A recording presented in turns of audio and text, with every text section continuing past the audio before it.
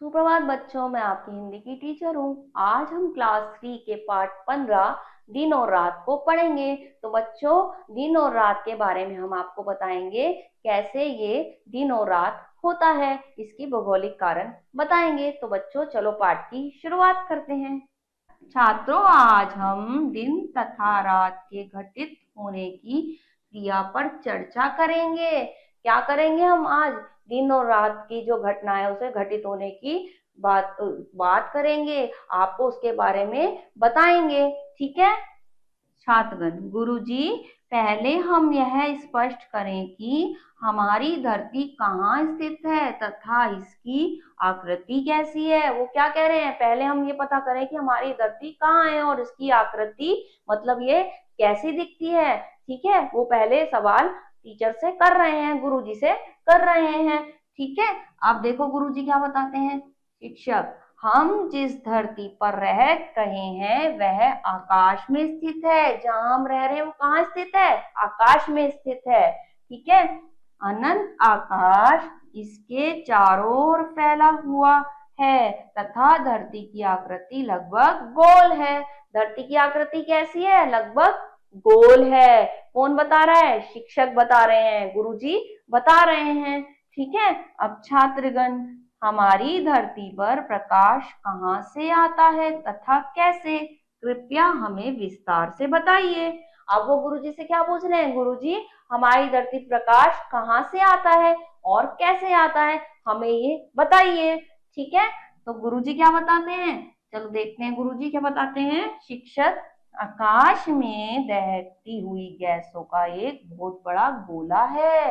आकाश में क्या है? दहकती गैसों का एक बहुत बड़ा गोला है। ठीक है ना, तो इसे सूर्य का नाम दिया गया है। इस गोले को क्या नाम दिया गया है? सूर्य का नाम दिया गया है, सूरज का नाम दिया गया है ना।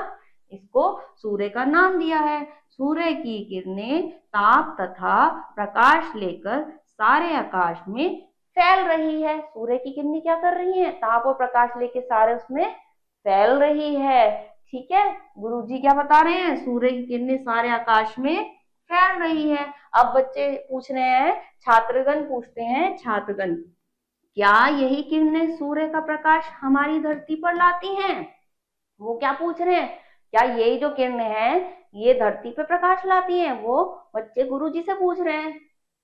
गुरुजी, शिक्षक, बिल्कुल, सूर्य की किरणें धरती के गोल तल से आकर टकराती हैं। सूर्य की किरणें क्या करती हैं? धरती के गोल उससे आकर टकराती हैं, परंतु यह धरती के केवल अगले आधे भाग को ही प्रकाशित कर पाती हैं। ये क्या करती हैं? केवल अगले आधे भाग को ही प्रकाशित कर पाती हैं।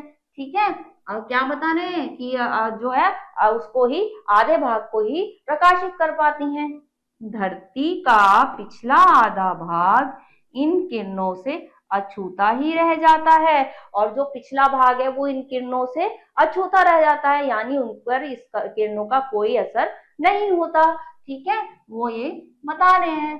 अब छात्रगण, बच्चे क्या पूछते हैं, इसका परिणाम क्या होता है गुरुजी? वो कहते हैं अगर ऐसा होता है तो फिर इसका परिणाम क्या होता है, इसके कारण क्या हो जाता है, वो गुरुजी से पूछ रहे हैं। अब शिक्षक क्या कहते हैं, धरती के अगले प्रकाशित भाग में दिन होता है तथा पिछले अप्रकाशित भाग में रात होती है। तो बच्चों कैसे होती है? जो छूता हुआ जिसकी तरफ प्रकाश है वहां दिन होता है और जो अछूता है जहां पे इसका प्रकाश का कोई असर नहीं पड़ता वहां रात होती है, ऐसा गुरुजी बता रहे हैं। ठीक है, छात्रगण, बच्चे पूछ रहे हैं, परंतु दिन तथा रात परस्पर बदलते क्यों रहते हैं गुरुजी? और दिन और रात जो है वो आपस में परस्पर लगातार जो है वो बदलते क्यों हैं? क्यों होता है ऐसा? गुरुजी से पूछ रहे हैं। शिक्षक, यह धरती के एक अन्य गुण के कारण होता है। यह किसके कारण होता है? धरती के एक अन्य गुण के कारण होता है। गोल होने के साथ साथ धरती अपने केंद्र के चारों तरफ लगातार लट्टू की भांति घूम रही है। गोल तो है ही है और ये क्या कर रही है? लट्टू की भांति जो है लगातार घूम भी रही है। ठीक है बच्चों, छात्रगण, अब बच्चे क्या पूछ रहे हैं, धरती किस दिशा से किस दिशा की ओर घूमती है? धरती किस दिशा से किस दिशा की ओर घूमती है? ऐसा बच्चे गुरुजी से, शिक्षक से पूछ रहे हैं।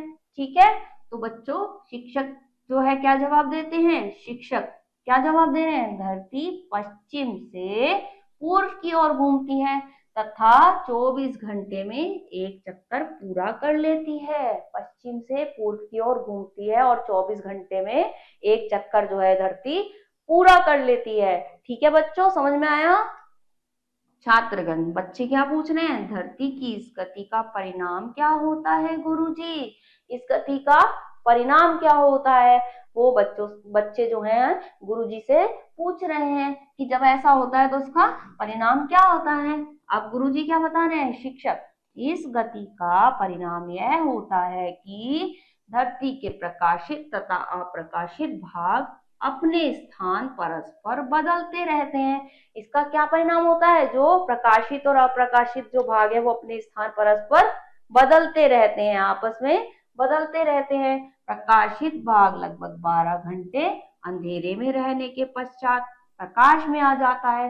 जो प्रकाशित भाग है वो 12 घंटे जो है अंधेरे में रहने के बाद वो प्रकाश में आ जाता है। तो ये दिन रात का बता रहे हैं कि कैसे बदलते हैं। ठीक है, अब बच्चे क्या पूछ रहे हैं? छात्रगण पूछते हैं इस स्थान परिवर्तन का परिणाम क्या होता है गुरुजी?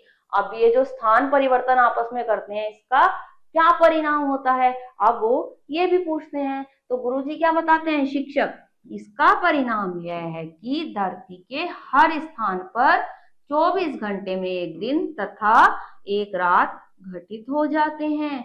यही नहीं, यह क्रम लगातार चलता रहता है। इसका परिणाम क्या होता है?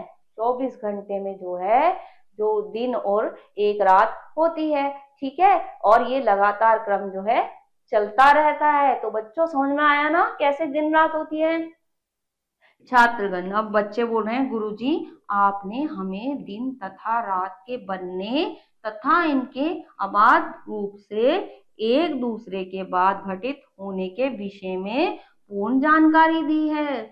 हम आपका धन्यवाद करते हैं। बच्चे क्या कर रहे हैं? गुरुजी का धन्यवाद कर रहे हैं क्योंकि उन्होंने बताया कि कैसे धरती कैसी है, गोल है ना, और 24 घंटे में एक दिन एक रात होती है, कैसे दिन रात होती है। तो बच्चों हमने कितनी सारी चीजें इस पाठ में जानी ना, दिन और रात के बारे में।